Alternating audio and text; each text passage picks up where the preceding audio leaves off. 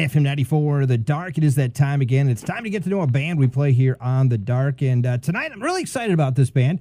The band is Sunflower Dead. In fact, a few weeks back, they were our Rock in the Dark music poll winner. There were a lot of you out there that wanted to hear more of this song, their current song right out there right now. And right on the phone right now, we are talking with the lead singer, that is Michael Del Pizzo. And first of all, Michael, thanks so much for joining us tonight on the program. And how you doing, by the way? Well, thanks for having me, and I'm doing great, sitting in the heat of Southern California. Can't complain one bit. Yeah, and it's okay to say that right now, but if we did this interview in January or February, we'd probably have a lot of hating fans up here because we'd have a lot of evil seeds up here. How's that? Well, that's all good. You know what? If it was we would probably be on tour if it was January in Minnesota in the freezing cold. So I wouldn't be saying sitting in the heat. So it works out all good. Have you ever been up to Minnesota before? I should ask that question. Yeah, for sure. Okay, yeah, we have a couple times. And where have you played at? Do you remember? A couple times. We came in once with Head PE and I think Soil. I think we once with El Nino. I think once with Hell Yeah and All That Remains. And I do not remember because we did so much touring that it really all starts to run together, unfortunately, especially in when we get away from the coast. I get very confused because all I see are the road, the hotel, and the stage. Absolutely. Hey, let's talk about this band a little bit, Sunflower Dead. How did this band all come about? Give us the history on it. Man, you know what it was? It was we're a bunch of guys from other bands that had achieved some level of success, but not full-blown, promised land success that everybody wants. And, me and the lead guitarist, Jabu, were writing some songs, and we said, look, why don't we go to other bands in the Southern California music scene that we're friends with and kind of cherry-pick the rock stars, the people that drive those bands, and let's make a band of rock stars and get rid of the dead weight that all these other bands had. So we kind of, very quietly did that, and also very quietly wrote a record, our debut album, and just didn't even play a show, didn't do anything, just wrote a record, recorded it with Christian Oldie Walbers, who used to be the bass player in Fear Factory. He produced it for us. Then we released it and started touring, and the press was cool, and everybody was stoked on it. We just started getting tour after tour and started building it up, and that's pretty much how the band got started. Very cool. Hey, talk about some of the members of the band, and obviously you mentioned you cherry-picked band members from other bands. Let's get to meet the band a little bit. Of course, yourself, you're from originally what band? And then tell us where everybody else is from. Okay, so it started with me and the lead guitarist, Jabu. We were from a band in Southern California here, an LA band called Two Hit Creeper.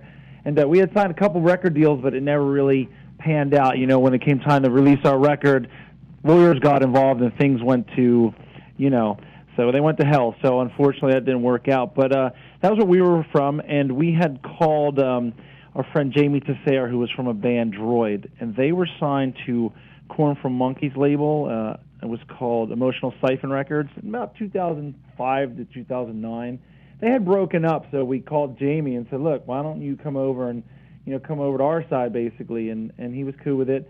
Initially, we added a bass player named Louis Gascon, who was he toured the world with Buckethead, like guitar player wears the Kentucky Fried Chicken thing on his head. And we got our drummer Jimmy Schultz, who's still in the band, and he has toured with all types of bands. He most notably did some stuff within this moment. And after our first tour as Sunflower Dead, our bass player decided he did not want to be a rock star, which is definitely a requirement for this band. And we picked up a boy from Australia named Latz, and he was in a band signed to Columbia Records called Memento. They'd done Ozfest the same year Killswitch Engage did and all that, so about 2003. Very cool, very cool. We're talking with Michael Del Pizzo. He's lead singer of the band Sunflower Dead. The name Sunflower Dead, what's the story behind it? I live on Sunflower Avenue, and I was driving by it one day, and the name Sunflower Dead, when I saw a street sign, just popped to my head, and I started writing this short story based on these, 5 little boys who were murdered in a field. And, I never really told anyone about it, and when it came time for a band name, Jamie Tessera actually said to me, he goes, we'd written a bunch of songs, and he said, we need a band name that encompasses both the beauty and the ugliness of our band. And he goes, I kind of keep seeing like a flower or tulip or something in it, And I was like, really? I was like, well, I got this short story called Sunflower Dead, and I explained to them in depth, what the story was about, and everybody was like, this is great. we decided to take on kind of the look of the characters, and that's where the whole makeup and the theatrical part came from. And we just decided to be Sunflower Dead, and it's definitely not a name that anybody else has, so we felt very confident with its originality. Absolutely, and I was going to mention the makeup in that, too. What kind of inspired the makeup? We pretty much come from the world of the Alice Cooper and the Kiss. Okay, yep. But really the inspiration, everybody kind of took their own thing. Like I was thinking like 30 Days a Night, if you'd seen that movie. Mm-hmm. Jabu was more like Clockwork Orange type thing, and the Outsiders and the Warriors, stuff like that. And then we just kind of melded it all together. And just actually, it's funny is we had never worn the makeup, and we showed up with our first photo shoot for the band, and there was a makeup artist sitting there, and we just kind of told her what we wanted, and we took a picture. And we're like, oh, okay, that's cool, that works, thank God. Have you ever worn makeup before like that? No, I never. No. I never thought I would. I was just going to ask, what's it like wearing makeup and then obviously playing in a rock band? You're sweating a lot, Are you able? Man, we get the movie makeup, the really good quality stuff. We had to have somebody write it down what we needed. Actually, it stays on me really well. I cake it on, but it stays on us pretty well. We're lucky. Sometimes the guys have to touch it up. They have the longer hair, and it gets stuck to them or whatever. But so far, so good. We've played, close to 200 shows, and it's always there when we're done. Awesome. Now, you'd mentioned to me before we started on the air here, you were just over in the UK, Europe area and just had one heck of a time over there. Talk about that a little bit. It was cool. We got the opportunity from Korn, and like I said, Jamie was signed to Monkey from Korn's record label, about 10 years ago. And they offered us the opportunity to open their 2 sold-out shows in the UK for their 20th anniversary tour of their first record. Right. And we were like, well, yeah. I mean, I would have gone just to watch them play the record, but we're going to play too? Awesome. And actually, Snot was already on the bill.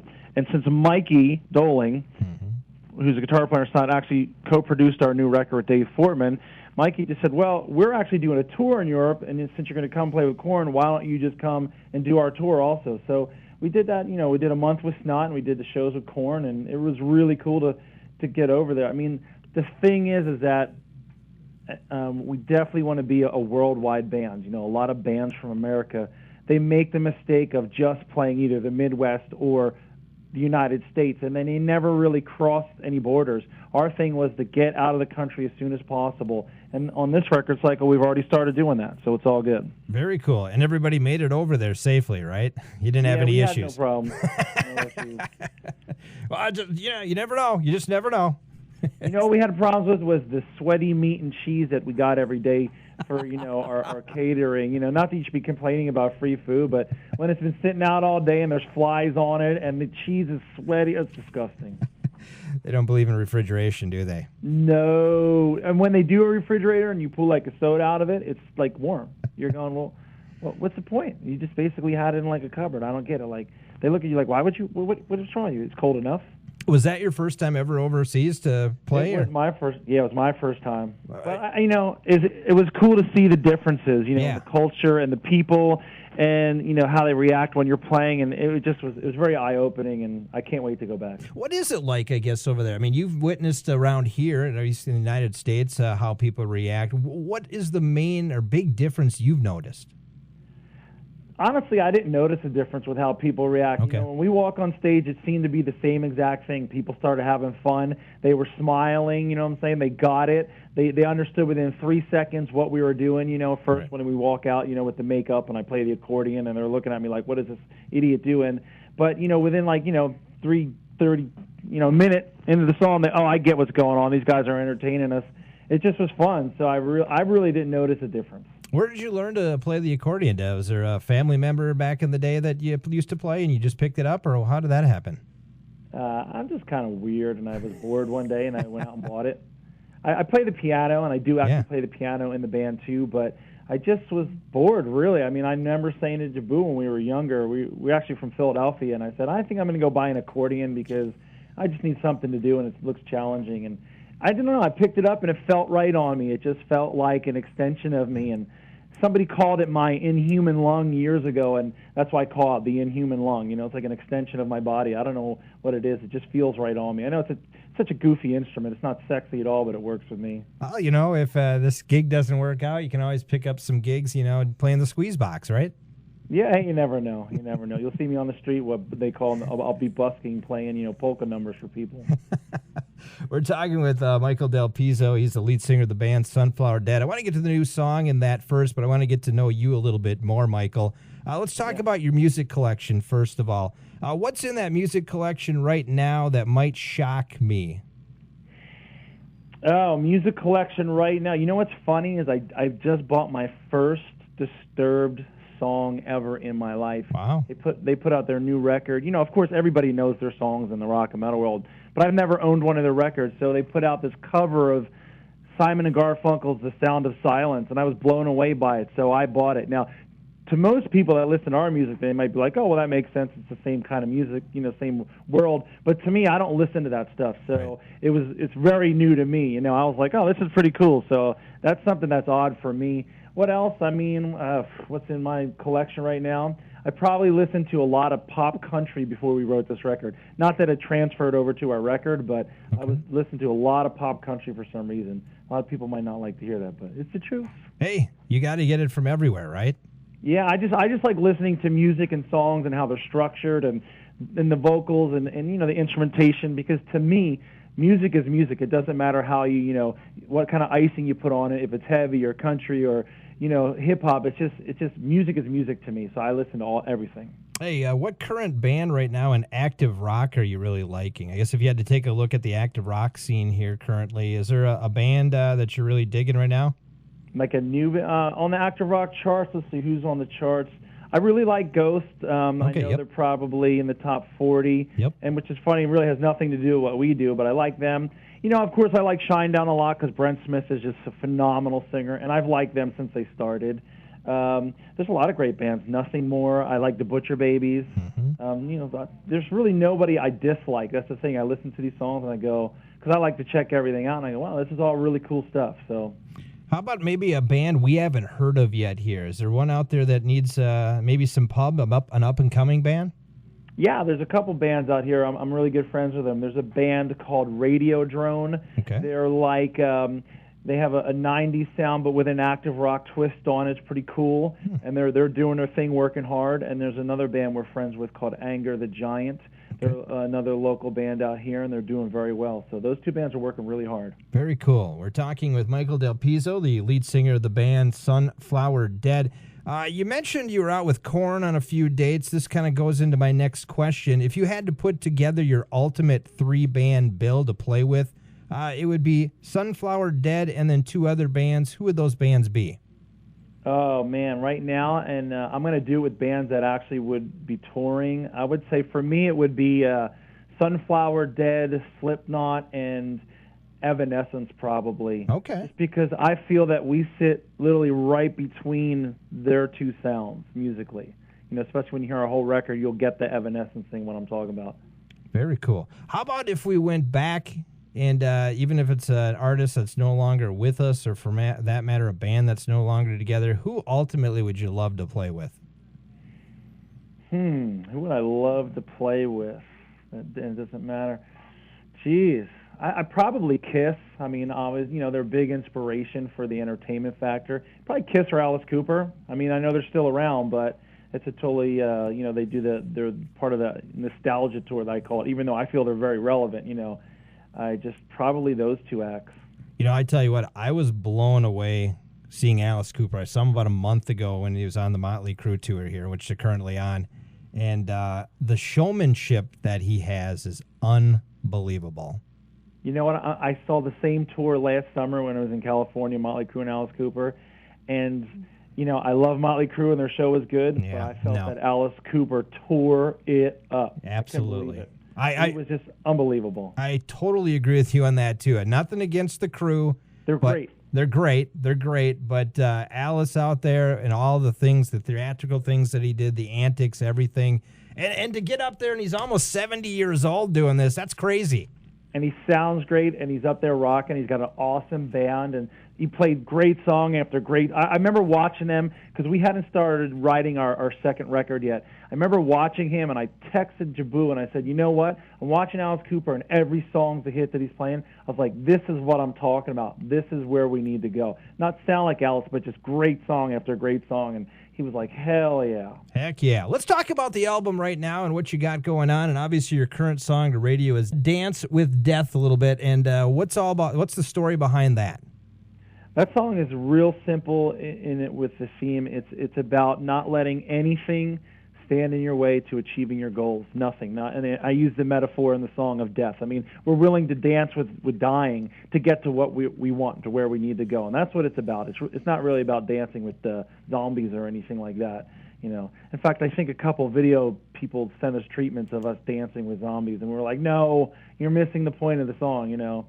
So it's definitely about letting nothing stand in your way of achieving your goal. It was one of the first songs that was written for the record because I wrote it on the piano years ago as a piano ballad. It wasn't called Dance with Death. It was called something else. But we were on tour, on the last tour for our first album cycle, and I started humming it, thinking of songs for the new record. And for some reason, the melody that I was singing over my chord progression turned into Dance with Death, and then all of a sudden I was like, you know what? This isn't a ballad anymore. This has got to rock. So it just became what it is, and I mean, instantly we knew this was going to be our first single. Very cool. The current album is It's Time to Get Weird, and what's the whole album about? I actually honestly have not listened to the whole album yet, so I know I'm missing out already because what you're telling me, but I guess give me a little sneak peek of what I'm going to hear in the future.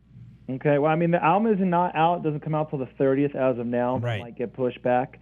I don't know who actually has it as far as press, but not many people actually have heard it. They've only heard selected tracks. But the album for us, compared to our first one, it's a very polished, direct album.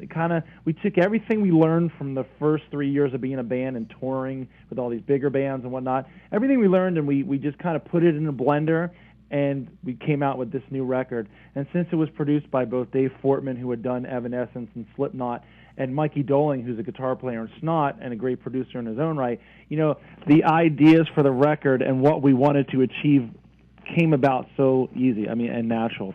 So I think when people hear it, they're going to be pleasantly surprised with what we're doing and how much fun we're having and how easy it comes across. Here, we're talking with Michael Del Pizzo, the lead singer of the band Sunflower Dead. This is a question I like to ask all the artists that I talk to, and sometimes it'll have to make you think here a little bit, but what artist would you like to cover one of your songs? Ooh, one of my songs. Yeah. You can do a current artist and maybe even a past artist. I'll make that a two-part question. Man, I don't even know. You know what? I'd probably like to hear a really adventurous, pop artist, a male pop artist, take one of our songs and totally redo it and make it 100% accessible to the pop world. You know, maybe strip out the guitars, put some orchestration there, real tight, modern beat to it, and just take the melodies and go to town with it. That's probably something I'd like to hear. Wow. I wonder who that could be. I don't know who that could be, who knows? But I'd like to hear that. Maybe what's that one dude? I can't even think of his name right now. He's got so many hit singles. He played the Super Bowl 2 years ago and killed it. Oh, Bruno Mars. Bruno Mars. You know what I'm saying? That dude can sing. So I'd like to hear him sing those melodies. Boy, that would kind of be a great transition to you guys and kind of lift to the career too, wouldn't it? Well, for sure, yeah. Without a doubt. How about Taylor Swift? Maybe she can do one.